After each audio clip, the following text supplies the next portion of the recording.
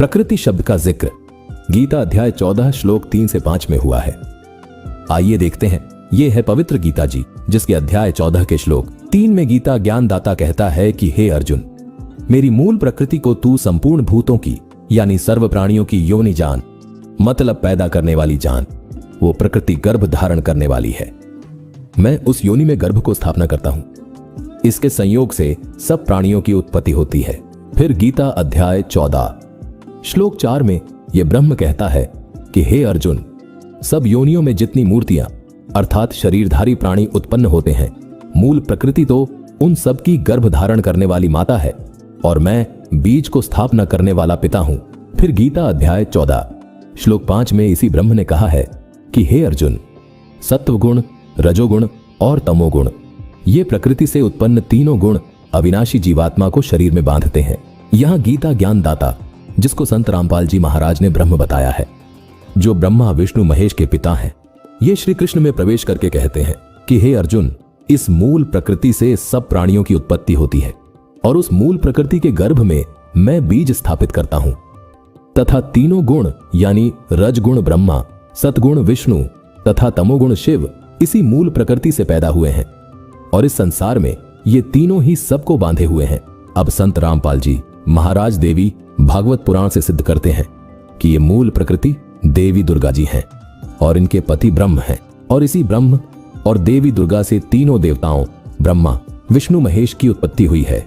देखिए, यह है देवी भागवत पुराण, जिसके तीसरे स्कंद के पृष्ठ 135 पर लिखा है। विष्णु जी कहते हैं कि ब्रह्मा और शंकर, देखो वे सभी सहचरियां भगवती की सेवा कर रही हैं, जो प्रभुत पुण्य वाले महान दानी एवं तपस्वी हैं। उन्हीं को कल्याण स्वरूपिणी भगवती भुवनेश्वरी के दर्शन मिलते हैं। रागी जन इनका दर्शन नहीं कर पाते। ये मूल प्रकृति है। यहां साफ लिखा है कि ये मूल प्रकृति है, मतलब देवी दुर्गा जी ही मूल प्रकृति हैं। इसका मतलब गीता जी अध्याय 14 के श्लोक 3 में वर्णित मूल प्रकृति यही देवी दुर्गा जी हैं। आगे और भी साफ होगा। देखिए, ये मूल प्रकृति अथवा देवी दुर्गा जी सदा परम पुरुष के साथ रहती हैं। ब्रह्मांड की रचना करके परम पुरुष को दिखाया करती है। आगे विष्णु जी ये भी कहते हैं कि परम पुरुष दृष्टा है, यह चराचर जगत दृश्य है और उन परम पुरुष की ये आदि शक्ति महामाया सबकी अधिष्ठात्री देवी है। यही संपूर्ण संसार की कारण है। ये वे ही दिव्यांगना है जिनके प्रलय वर्ण में मुझे दर्शन हुए थे। उस समय मैं बालक रूप में था। मुझे पालने पर ये झुला रही थी। वट वृक्ष के पत्र पर एक सुदृढ़ शैया बिछी थी। उस पर लेटकर मैं पैर के अंगूठे को अपने कमल जैसे मुख में लेकर चूस रहा था तथा बालकोचित अनेक चेष्टाएं करके खेल रहा था। मेरे सभी अंग अत्यंत कोमल थे। मैं बालक बनकर सोया था और ये देवी गाकर मुझे झुलाती थी। वे ही ये देवी हैं, इसमें कोई संदेह की बात नहीं रही। इन्हें देखकर मुझे पहले की बात याद आ गई। ये हम सबकी जननी है। दर्शकों, देवी भागवत से ये बिल्कुल स्पष्ट हो गया कि मूल प्रकृति देवी दुर्गा को कहते हैं और मूल प्रकृति में बीज स्थापित करने वाला गीता ज्ञानदाता है, जो कि ब्रह्म है, और मूल प्रकृति यानी दुर्गा इसकी पत्नी है और ये दोनों ही ब्रह्मा विष्णु महेश के माता पिता हैं। दर्शकों, बहुत से श्रद्धालु शंका जाहिर करते हैं कि देवी दुर्गा का कोई पति नहीं है। दर्शकों, इस बारे में संत रामपाल जी महाराज ने बिल्कुल स्पष्ट प्रमाण भक्त समाज को दिखाए हैं। आइए आपको देवी भागवत के तीसरे स्कंद के अध्याय 5 से ये भी प्रमाणित कर देते हैं। ये है श्रीमद देवी भागवत भाग 1, खेमराज श्री कृष्णदास प्रकाशन, मुंबई, तीसरा स्कंद अध्याय 5 मंत्र 12, जिसमें लिखा है, शंकर जी देवी दुर्गा को कहते हैं कि हे जगदम्बिके, तुम अपनी इच्छा से जगत की उत्पत्ति और पालन करती हो और अपनी कला से ही इच्छा पूर्वक नाश कर सकती हो। अपने पति पुरुष से सदा रमण करती हो। दर्शकों, यहां बिल्कुल साफ लिखा है कि हे जगदम्बिके, आप अपने पति के साथ सदा रमण करती हैं। यहां स्पष्ट हो गया कि ब्रह्म देवी दुर्गा के पति देव यानी पति पुरुष हैं। आगे लिखा है कि हे शिवे, हम तुम्हारी गति नहीं जानते, हे जननी। यहां भी साफ लिखा है कि हे जननी यानी हमें पैदा करने वाली हो। लिखा है कि हे जननी, युवती भाव में भी प्राप्त हुए हमको चरण कमल की सेवा दीजिए। आपके चरण कमल की भक्ति के बिना सुख कहां है? हे माता, तुम्हारे चरणों को छोड़कर मेरी इच्छा कहीं भी नहीं होती है। इससे सिद्ध होता है कि संत रामपाल जी महाराज जो सृष्टि रचना बता रहे हैं, उसमें तनिक भी शंका की गुंजाइश नहीं है। ये हमारे शास्त्र प्रमाणित कर रहे हैं। इन तीनों को एक एक गुण युक्त कर दिया। एक एक गुण युक्त कैसे किया? इस काल ने एक ब्रह्मांड के ऊपर टॉप मोस्ट प्लेस पर शिखर में एक गुप्त स्थान बना रखा है। उस गुप्त स्थान में दुर्गा और इस काल के अतिरिक्त कोई नहीं जा सकता। तो वहां इसने 3 स्थान बना रखे हैं। उस गुप्त स्थान पर, गुप्त क्षेत्र में 3 स्थान बना रखे हैं। एक रजोगुण प्रधान क्षेत्र, एक सतोगुण प्रधान क्षेत्र, एक तमोगुण प्रधान क्षेत्र। जैसे किसी मकान में 3 कमरे हों, 3 कक्ष, एक कक्ष में अश्लील चित्र लगे हों और दूसरे में साधु संत फकीरों के, महापुरुषों के चित्र लगे हों और तीसरे में सूरवीरों के, शहीदों के चित्र लगे हों। जिसमें व्यक्ति उन अश्लील चित्र लगे हुए कक्ष में प्रवेश करेगा तो वहां जाकर उसका स्वभाव वैसा ही बन जाएगा, बट नेचुरल है। और फिर वो जाएगा उस जहां साधु संत फकीरों के चित्र लगे हैं उसमें जाता है तो उसका एकदम विचार भाव बहुत ही विनम्र हो जाता है और भाव बदल जाते हैं।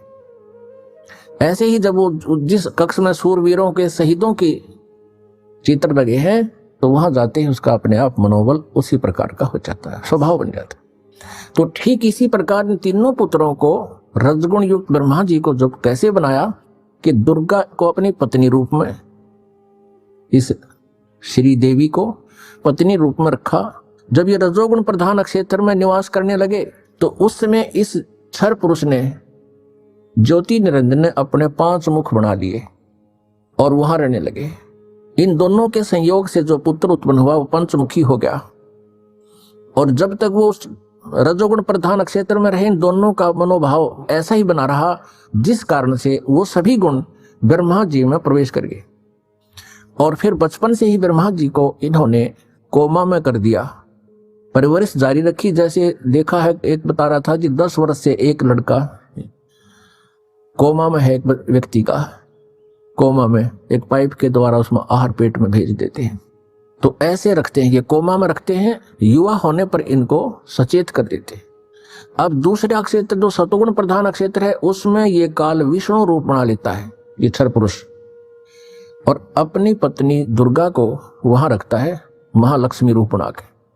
इन दोनों के संयोग से सतोगुण प्रधान क्षेत्र में जो पुत्र उत्पन्न होता है वो वैसा ही सतोगुण युक्त हो जाता है। और फिर विष्णु जी को भी ऐसे ही ये कोमा में रखते हैं, युवा होने पर इसको भी सचेत कर देते हैं। फिर ये तीसरे तमोगुण प्रधान क्षेत्र में चले जाते हैं। कौन? ये क्षर पुरुष और दुर्गा।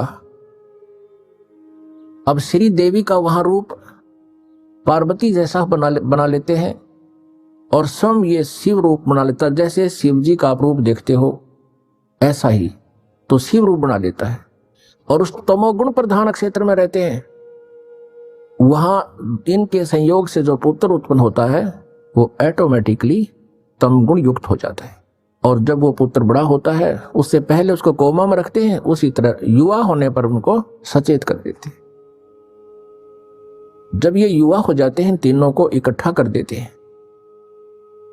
इकट्ठा करके फिर ये काल क्या कहता है, जब ये तीनों पुत्र युवा हो गए और कार्य करने योग्य हो गए, सृष्टि की स्थिति ये संभालने योग्य हो गए, तब इस काल ने, क्षर ब्रह्म ने, क्षर पुरुष ने कहा अपनी पत्नी दुर्गा से कि आज के बाद मैं किसी के समक्ष अपने ओरिजिनल वास्तविक रूप में नहीं आऊंगा, ये मेरी प्रतिज्ञा है।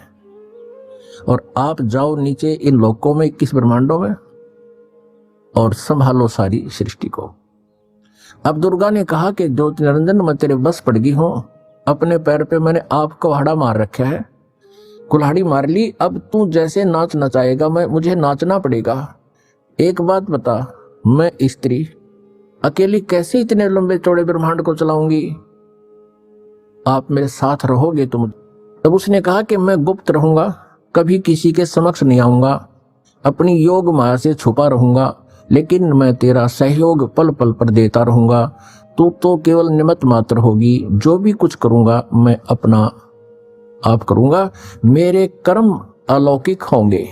इतना कहकर दुर्गा को इन तीनों पुत्रों के पास भेज दिया। दुर्गा ने इन तीनों को सचेत किया, एक स्थान पर इकट्ठा